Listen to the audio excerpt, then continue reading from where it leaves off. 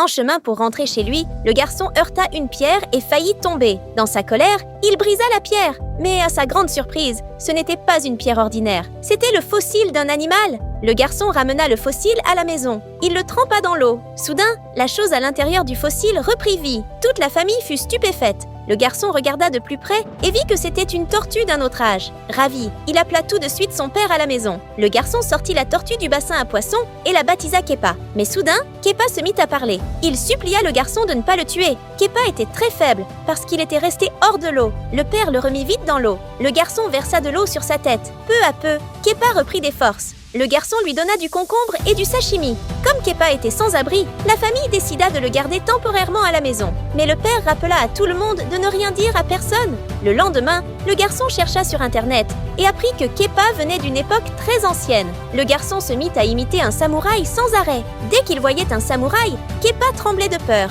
Il n'avait jamais oublié son ancien malheur. C'était une nuit tardive. Kepa et son père étaient repartis à la chasse. Le père de Kepa allait échanger une grosse poisson pour sauver sa peau.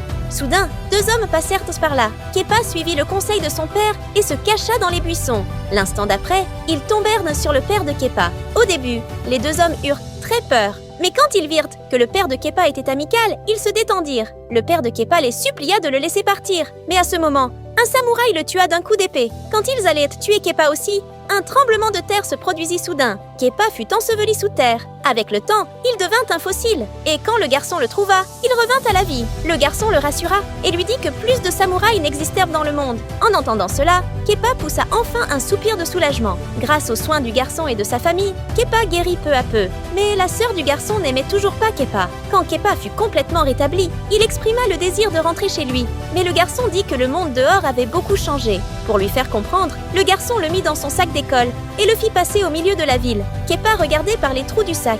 Mais il ne comprenait pas beaucoup de choses. L'endroit marécageux où Kepa vivait avant était maintenant couvert de maisons. Tout avait complètement changé. De retour à la maison, Kepa était très triste, car tout ce qui faisait son ancienne vie avait disparu.